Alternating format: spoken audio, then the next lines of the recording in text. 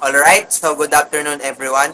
We are the Arduino Buddies, and today we are going to discuss our presentation entitled An Automated Alert System in Water Reservoir using Arduino with GSM module and water sensor. So let's proceed to the background of the study that will be reported by Sadkiel Bakay. So for the background of our study, I will discuss three things. First is the Arduino.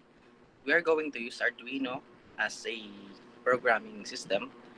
This is the mother, this is the brain of this whole study, and we are going to use two extensions, the water sensor and the GSM module. Second is our dams, because we know that dams are primary source of water, especially here in Metro Manila. And with that, also, dams are capable of overflowing, especially with too much water, and that is the third part of our background of the study. We will um, send warning signals to the people who are affected, primarily affected of this kind of phenomena, and we want to prevent or maybe minimize the effect of this kind of phenomena to the people. And next is statement of the problem, which is going to be discussed by Russell Laurent. Okay, so statement of the problem. We all know that the statement of the problem is used in research as a claim that outlines the problem addressed by the study. To establish your research, we want to address the following questions. First is we want to know the sensor's precision rate. This can provide us the exact leveling of the water in sensor to lessen technical problems. Second is we will know the capacity of our research on how many cell phones can this accommodate on sending warning. We also wanted to know how many participants receives our SMS warnings. The third question is what is the average time on sensing the water level and sending the notification after the water reaches the critical level? In these questions, all the data that we gather will be average. By answering all these questions, it can provide us a test to the overall work of the study. Next. So, in scope and delimitations, that Kelbake will be the one who is reporting it. So far, scope and the limitations. First, our study will seek for to raise the awareness of the people living near water reservoirs. Second is we want to focus on the capacity of Arduino, especially in calculating the water level and in performing the programming task. Lastly, our research is only restricted in sending warnings, especially so meaning it's not monitoring and only will send message when the water reaches the critical level. And next is the conceptual framework is going to be discussed by Mr. Arnel Damagan. Thank you. Conceptual framework. Illustrate what you expect to find through your research. In the independent variable, it has three things under the variable. Um, the GSM module, programming Arduino, and the water sensing.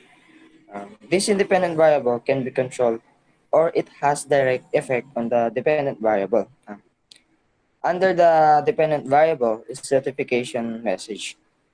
This variable may change according to the independent variable. The next slide will be discussed by Pete Luan.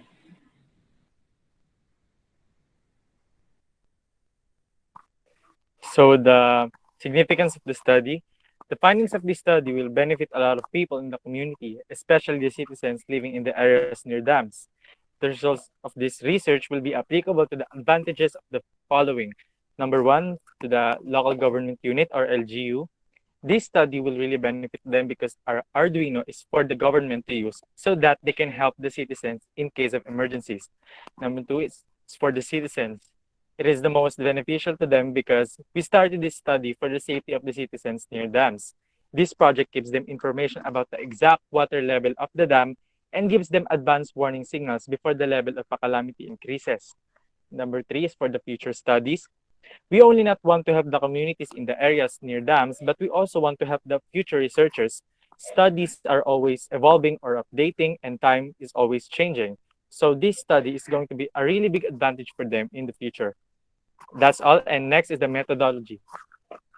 Alright, so those are the chapter 1 of our research. Let's proceed to the methodology of our research. What is methodology? It is the process or the method that is used in order to perform our research. So next slide. Next slide, please. So unfortunately, we don't have a research local. Why? Because in our case, we have a pandemic nowadays. So, yun. Next slide. So let's proceed to the design overview of our research. So when we say design overview, it is the plan or the drawing that is being shown functional in our research. So as you can see in the illustration, these are the materials that we use in order to set up our research. So the water level, water sensor, cable connectors, breadboard, and GSM module, Arduino Mega. So for further discussion, it will be discussed by Jan Martin Bertos, the flowchart.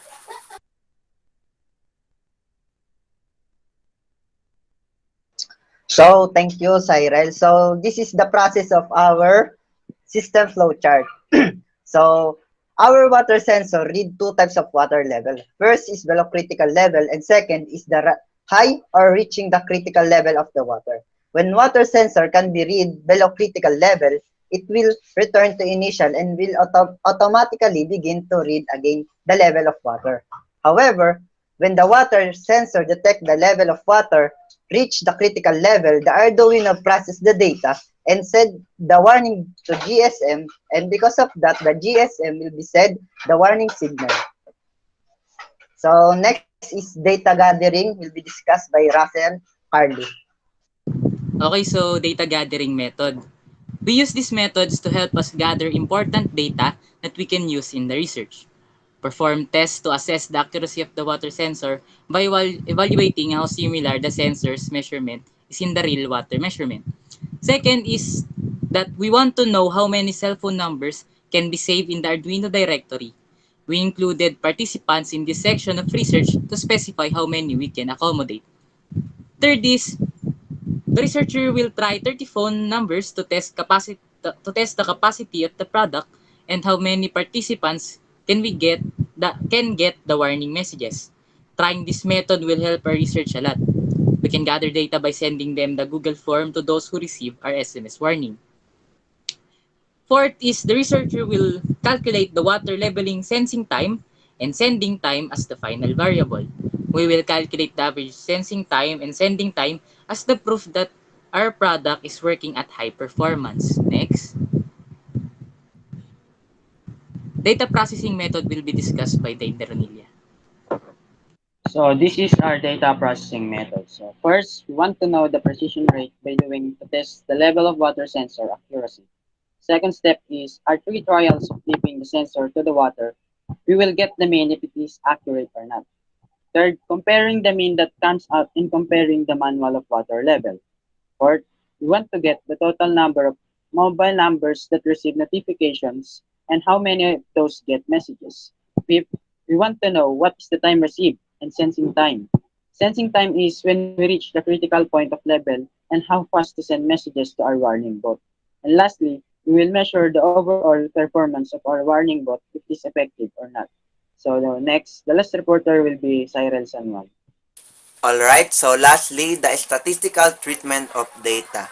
So as a researcher, we agreed to use the independent t-test. Okay, so what is independent t-test? So basically, we are going to get the mean of those two unrelated variables. So what are those two unrelated variables?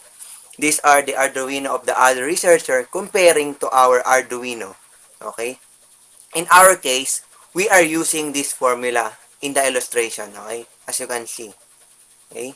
So as you can see in the illustration, these are the formula. By doing this formula, we as a researcher will be going to find a good findings in our research. So that's it. I hope you guys learned today. Thank you.